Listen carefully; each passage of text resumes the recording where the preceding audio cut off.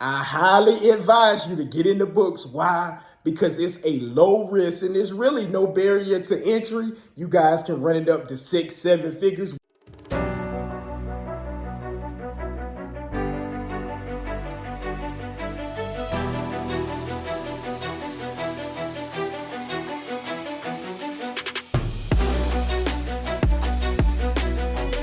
What's good, World Squad? Back with another video to add value. And man, I'm super pumped. I'm just walking into the house and I said, man, I finally hit 800 subscribers. Man, I truly appreciate each and every one of y'all that took a few seconds to click that subscribe button. Man, I'm gonna be honest, man. I don't even know what to say. I'm excited. Man, I know it's only 800, but I feel like it's 800,000 that y'all took the time to, give me your most valuable asset, really, to sit there and watch and, think that my videos are value. So, I mean, I can't say thank you enough.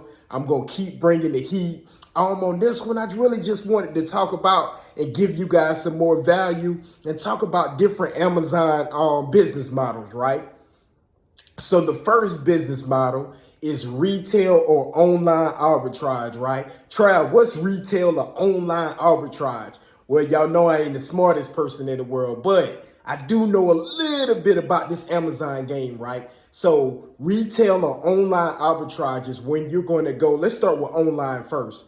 Online is when you go to a website like a Walmart, a Target, a Home Depot, and it doesn't have to be like a big brand or anything of that sort, but just a different website. You're going to search the UPC number, right? So the UPC, that's just the universal product code on Amazon's website. You're going to take in whatever that product code is and see if it's going for a profitable amount on Amazon. A lot of the times, and I know you might be like, Trout, this sounds crazy. It's probably going to be the same price, boy.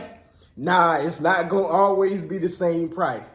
You can find I call them little pocket items on where they may have a sale on that particular website. So it may be $20 at Home Depot, but then on Amazon, for whatever reason, they going for over 100. I've done this time and time again, and there's many sellers out here that take advantage of this same arbitrage model. Now, you can do that online, going to a different website, or you can do the retail. That's when you're physically going to go in the stores in your area, because sometimes you may have products that's available in your certain area that they may not have online. If it's a special edition, whatever, you can just buy it from that store and then list it online, right? And you can make the difference. So you would just be going, sometimes people use websites like BrickSeek.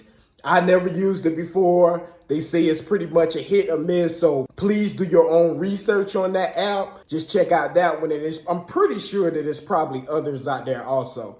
Another one, how can we use Amazon to create a different business model? Now you can do drop shipping. Now what's drop shipping? Drop shipping is when you're going to buy directly from another website or another business and ship it directly to your customer. Now, a lot of people like the idea of drop shipping. Now you can do it on Amazon, but Amazon doesn't want ABC company to be anywhere on that package when it gets to your buyer on Amazon. It must have all your information. So sometimes those companies feel a certain type of way about that and they don't want to do that. So when you're vetting these companies to do drop shipping, make sure that they are able to remove their stuff and replace it with your stuff. Because if that buyer on Amazon does complain, it can potentially shut down your account or have your account suspended. So we got to be on top of our game whenever we're on Amazon, and especially whenever you're drop shipping. But